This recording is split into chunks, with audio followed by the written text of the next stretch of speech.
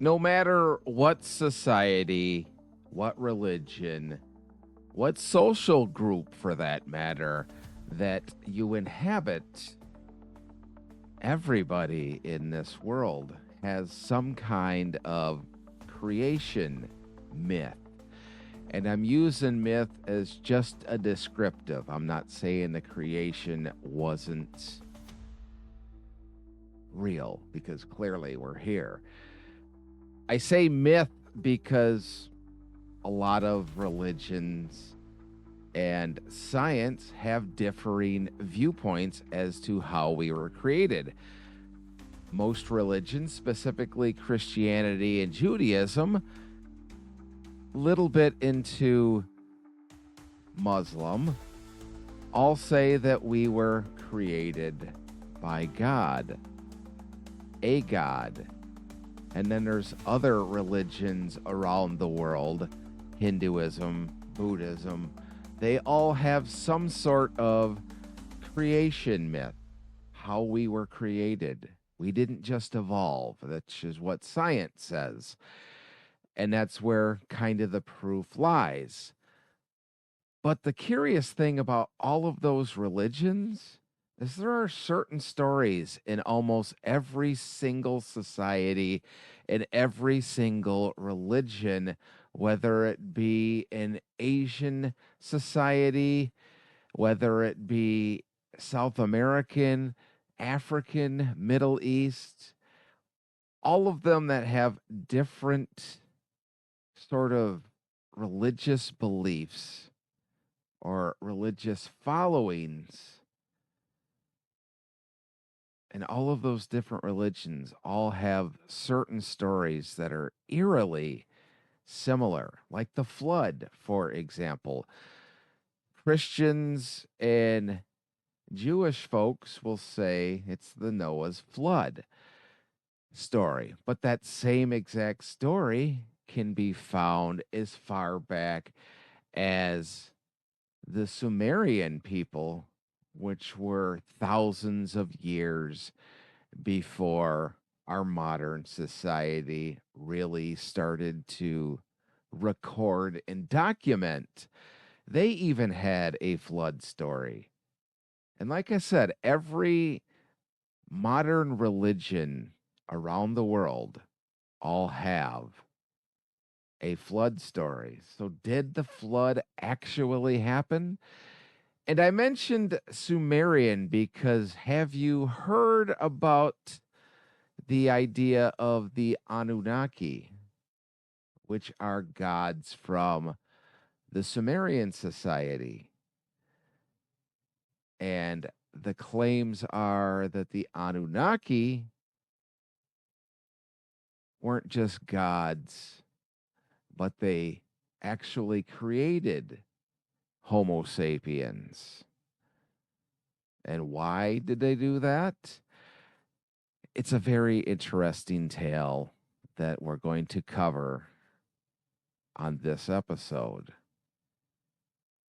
This explains everything, why we're even here. That's right, we're talking about the Anunnaki. In 1849, archaeologists unearthed 14 tablets from ancient Mesopotamia, over 4,000 years old, written by the Sumerians, the very first human civilization we know of dating back 6,000 years. These tablets contained the Eridu-Genesis, and what they say could change everything. He's actually 100% spot on with no hyperbole so far. About 445,000 years ago when these sky gods called the Anunnaki arrived on Earth. And their name has been translated to meaning those from which heaven to earth came. They hailed Hang on to that phrase that he just said because we're going to circle back to it later on.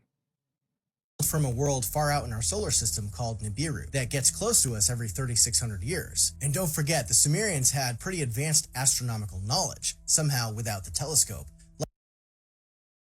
We're going to circle back to that statement he just made as well. Like, they knew about all of the planets, which sounds impossible because we know about every planet that orbits the sun, right? Well, as it turns out, NASA has been searching for what they call Planet 9 or Planet X for decades.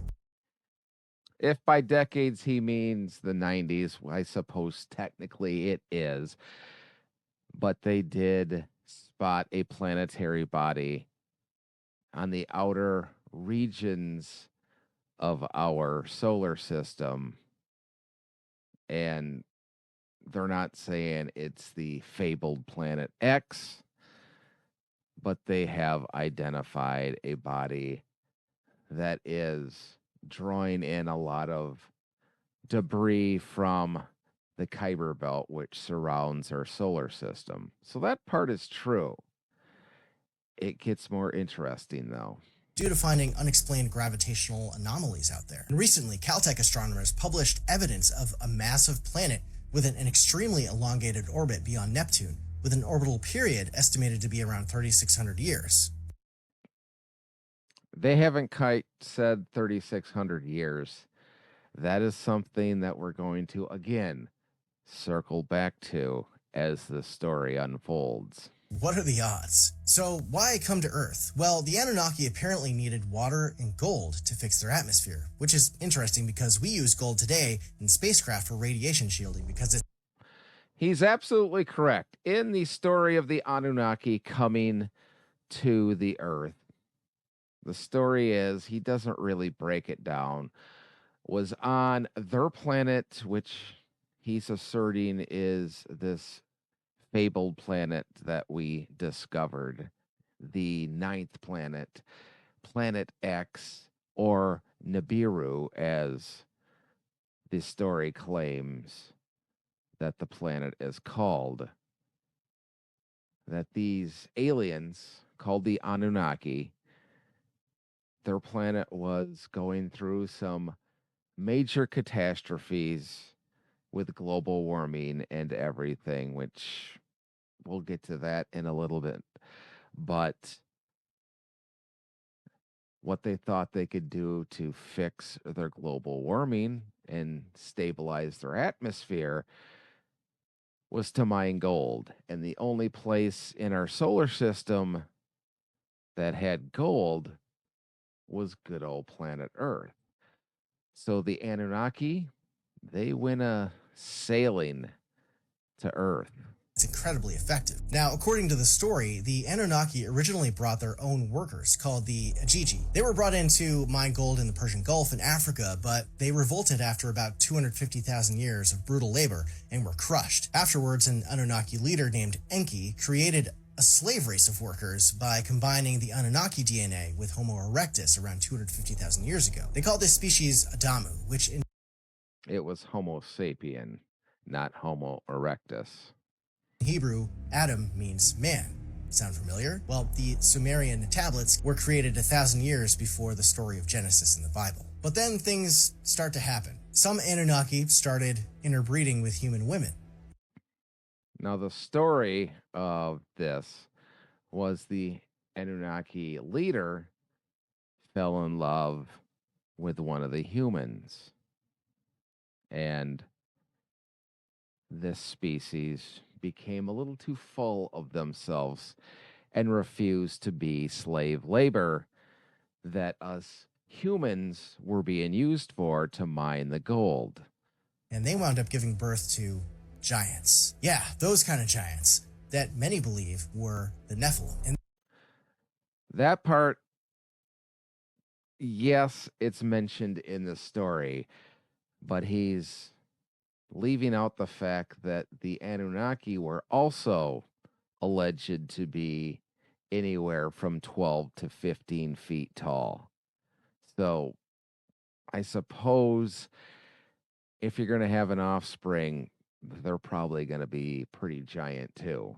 They were incredibly violent and powerful, and it just threw a whole wrench into the Anunnaki's plans. So Enki's brother, Enlil, who was leading things at the time, was like, no, and decided that humanity needed to be wiped out and reset with a cataclysmic flood. Now, but Lo had fallen in love with his creation, human beings.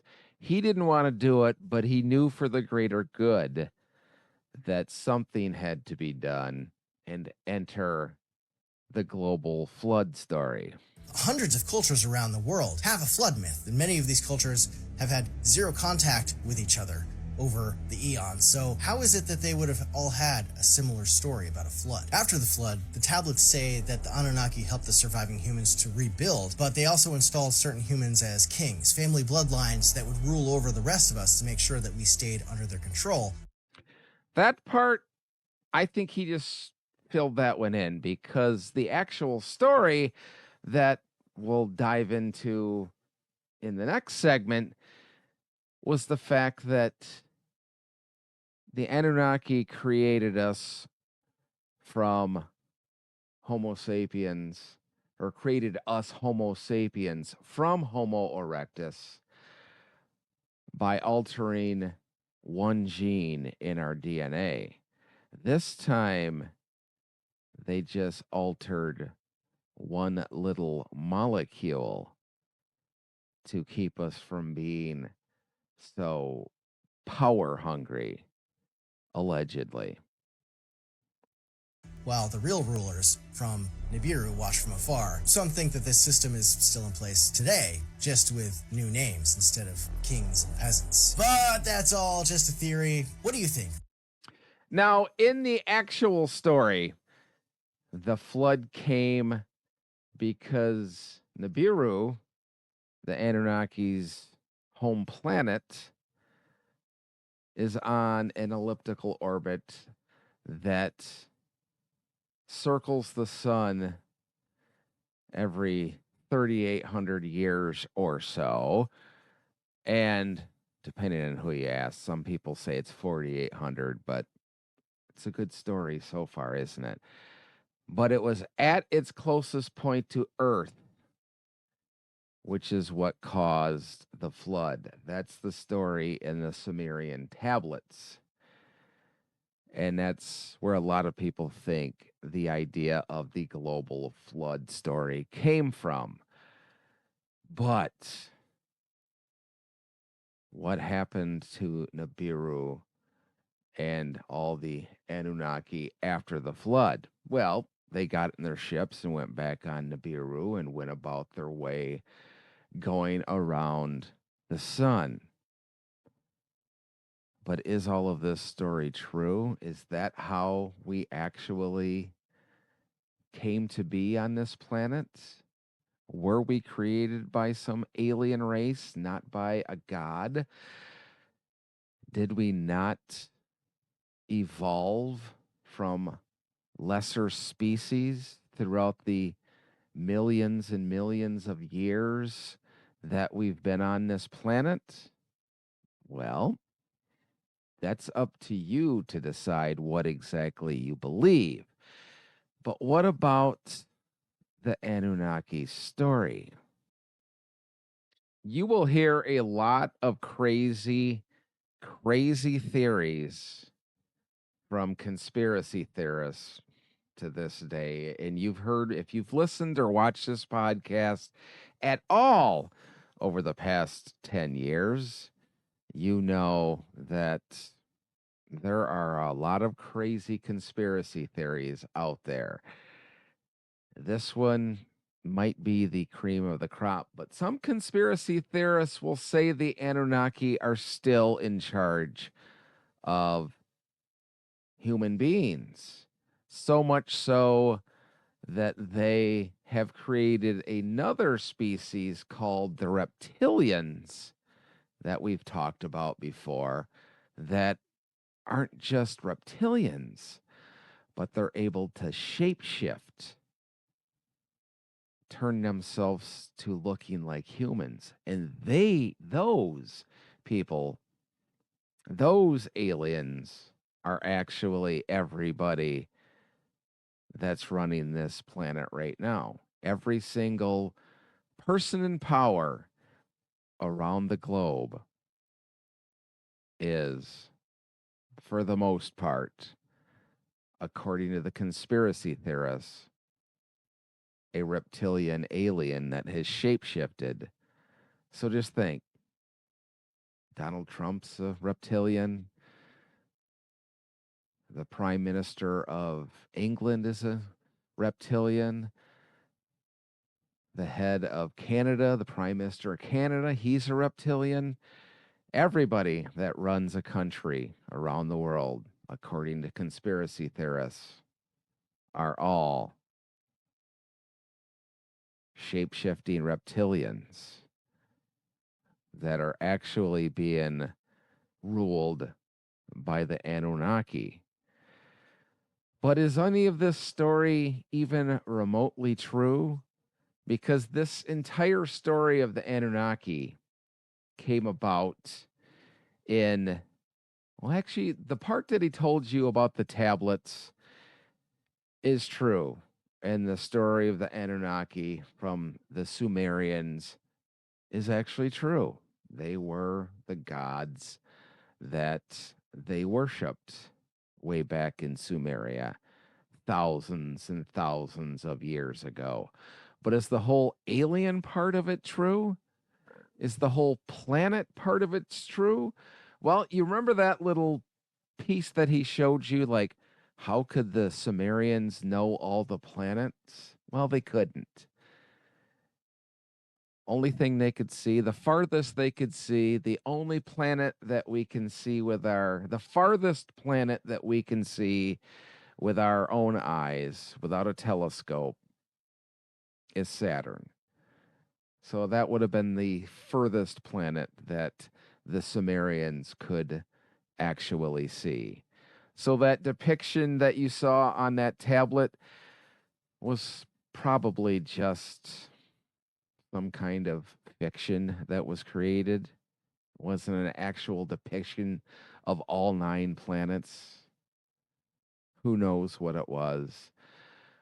But this entire story about the Anunnaki being aliens, being 12 to 15 feet tall, living on planet X, out on the furthest reaches of our solar system, all came from one man starting in the late 1960s. His name was Zecharia Sitchin, and you may have read his books before. The most popular one is Chariots of the Gods, where he lays out this idea of the Anunnaki. And he wrote a series of books along with Chariots of the Gods talking about this whole thing. Well, who exactly is Zecharia Sitchin? Almost all the Anunnaki ancient alien story comes from the work of Zecharia Sitchin. His book, The 12th Planet, explained how the story is written word for word in ancient Sumerian texts. His first book was such a hit that he wrote a whole series about ancient aliens and their time here on Earth. Sitchin spent over 20 years studying Sumerian tablets and teaching himself ancient languages. He translated thousands of texts, and a legend was born. So, who was Zecharia Sitchin? A Sumerologist? An archaeologist? A philologist? What in the name of Anu is a philologist? A philologist studies languages that are no longer spoken, like Latin, ancient Greek, Sanskrit, Sumerian, and many others. So, philologist, archaeologist, Sumerologist. Sitchin was none of these. He claimed to have an economics degree from the University of London, though that's never been confirmed. While he was working for a shipping company in New York, he taught himself Sumerian cuneiform. He then visited some ancient sites and started to piece together the ancient astronaut theory. You know that phrase, ancient astronaut theory. I'm sure you remember it from Ancient Aliens on the History Channel. Everybody knows that phrase. That's where it kind of got its genesis from. Pardon the pun. Now, I'm a huge fan of Zecharia Sitchin. I've read all of his books many times, and they're brilliant. But he was wrong about just about everything. Yeah. Okay. He was wrong about just about everything. Continue. Oh, no. His translations of Sumerian writing are more interpretations than actual translations. He even gets the meaning of the word Anunnaki wrong. In the ancient texts of Sumeria, the term Anunnaki means those who from the heavens came. You remember the last guy in the last video saying that exact same thing? Well, he was wrong too. Yeah, that's wrong. The Ancient Aliens TV show uses Zecharia Sitchin's translation, not the real translation. Anunnaki actually means royal blood or royal seed. Anu was the king of the gods, and his consort was named Ki. The Anunnaki were descended from Anu and Ki. They became the gods in the Mesopotamian pantheon. Sitchin's book was released in 1976. There was no internet. There were no databases of ancient writing in cuneiform, but now there is.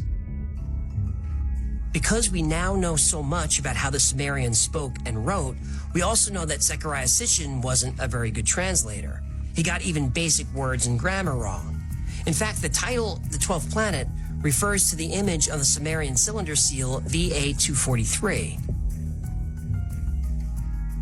On the seal, the sun is surrounded by 12 objects that appear to be planets. Sitchin claims that the Sumerians knew of all the planets in the solar system, plus Nibiru and a few other objects. Now, the truth is, the Sumerians did know about planets, but they didn't know of any beyond Saturn. They didn't have telescopes, and Saturn was all that they could see with the naked eye. Maybe the Anunnaki told them. Hang on, I'm getting there.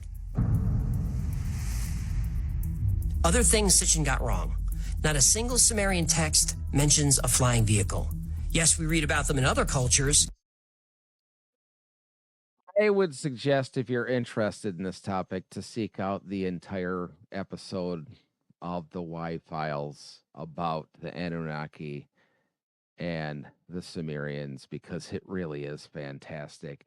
And even though they tend to skew more towards believing a lot of the stories, he does a good job on this episode of pointing out when they don't quite add up. So, as you can see, this entire conspiracy about the Nibiru and the Anunnaki and the Sumerians and everything was a complete creation by Zecharia Sitchin that no other researcher, no other translator worldwide has ever been able to sort of agree with or verify. Matter of fact, you heard him say most of his translations were completely wrong. He was sort of filling in the blanks. And it is a very interesting story, something that you want to hear, something that goes along the lines with a lot of stories that we hear. And I'm not just going to say this for religious purposes as well. A lot of the stories don't have any verifiable proof or have been debunked or proven wrong. But hey, much like those, people that believe it cling on to it. And that's fine if that's what you want to believe. But the fact of the matter is none of it was true. It was all created and all made up. There isn't a shred of evidence that we were seeded on this planet, that we were manipulated by one single gene of DNA to create us to become slaves to mine gold for our giant overlords so they can save their planet. It's just a good story. But people seem to think that it's real. Some people, not everybody. It's almost like it's become a religion at this point, and people have all sorts of different religious beliefs around this world. And it's all in a matter of what you want to worship and what you want to believe. And that's perfectly fine. But as far as this story goes, it's a great story. It's a great piece of science fiction. But that, unfortunately, is what it is. I know a lot of people watching this or listening to it won't agree with me. Matter of fact, they may vehemently disagree with me, and that's fine. If you do, let me know in the comments. I'd love to hear your thoughts. But if you did enjoy this podcast, don't forget to click like and subscribe. And hey, and even if you want to, hit share. Let other people see my insane ramblings on here. And as usual, I don't have a closer for this podcast, so I'll just simply close with, I can't think of a good flood pun, so I got nothing.